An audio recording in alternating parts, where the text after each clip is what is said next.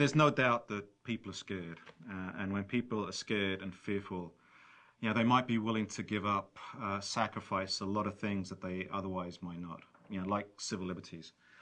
In terms of individual freedom, this really is one of the freest countries in the world. People generally, can express whatever opinion they want.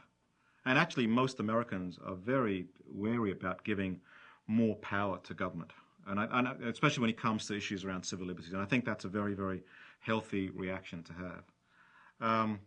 But in non-normal times, when people are scared, then in fact they may be willing to agree to all kinds of things that they otherwise wouldn't. For example, let's look at the situation before all this. Look at how the prison population in the United States has grown. We now have over 2 million people, mostly men, in prison, and half of those are African Americans. Our prison population has grown, enormously in the last 20 years. And there's been pretty strong public support for this. There's been strong public support for tough laws, 3 strikes and you're out. There's been support for the death penalty. There's been support for building new prisons. You can't build new schools, but if someone wants to build a new prison, there seems to be unlimited funds for that, unlimited public funds for that. The interesting thing is, so people are generally scared and are willing to support all kinds of repressive measures. Now, the interesting thing is that when you look at this, is that as the concern about crime and violence has gone up in the last 15 years or so, real violence, real crime has been going down.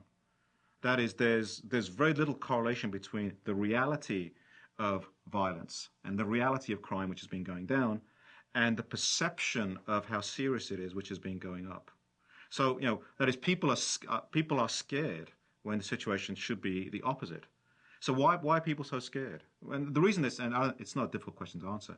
The reason they're scared is because they live in a culture in which the media is constantly telling them stories about how dangerous the world is, and presenting the world in much more dangerous ways than it actually is. And so a lot of studies that have been done, have found that the more you're exposed to media, and the media telling stories about what a dangerous world it is, the more you're likely to support tougher laws against crime, and more likely, for example, to support the death penalty. And watching more violence doesn't make you more violent. That's one of the interesting things about this research. It doesn't make you more violent, it makes you more scared.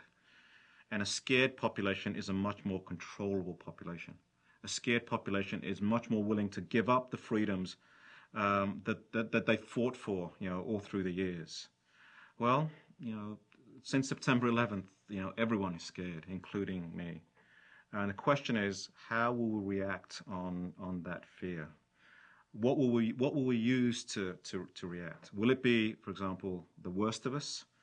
Will we react with fear, with hatred of strangers, with giving more authority to government, with accepting infringements on our personal liberty, by locking up Arab Americans, by deporting immigrants without trial?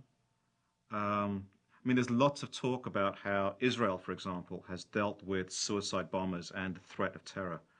The question is, will we end up like Israel? I really hope not. I don't think the lesson we want to learn from Israel is the lesson that the only way to live in this time is to become more militarized, is to give more power to the state. Israel is no safer, and it is no more immune to indiscriminate attack, even though it is heavily militarized. So I hope we don't react to this. I hope our reaction to being scared is not to shy away from the world out there and to demand that the government protect us.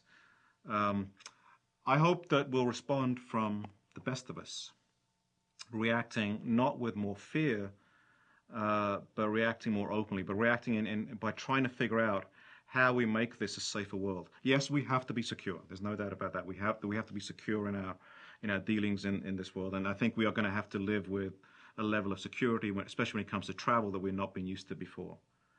But that doesn't mean we have to give up, all of our freedoms. We also have to think about how we make this a safer world by dealing with the root causes that has led to the situation that has created this terror and this anxiety. So I think one of the most important things, one of the most patriotic things that people can do right now is, in fact, to ask difficult questions.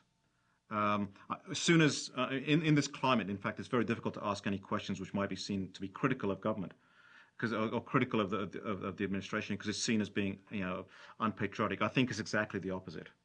Patriotism is about opening up the options that Americans should have and asking the difficult questions. I think that's, in fact, one of the definitions of patriotism. You have to ask difficult questions for the good of the whole, for the good of the society in general. And and it's tough. It's tough to do that. And we know that there are situations now where journalists have been fired, that they've been put under increasing pressure when they ask those kind of questions. And I hope we react by providing support for that kind of environment, for an environment that in fact encourages questions. Americans right now are being pulled between fear on the one hand and compassion on the other. And where we will end up, what we will use to get out of this, I don't think is predetermined. But it'll depend upon what we as a people are willing to struggle for. It'll depend upon the values and the morality that we want to use, the values that will be used to create this new world that we live in. And I said, I hope those values will not be values of fear and loathing, but will be values of compassion and empathy and more freedom.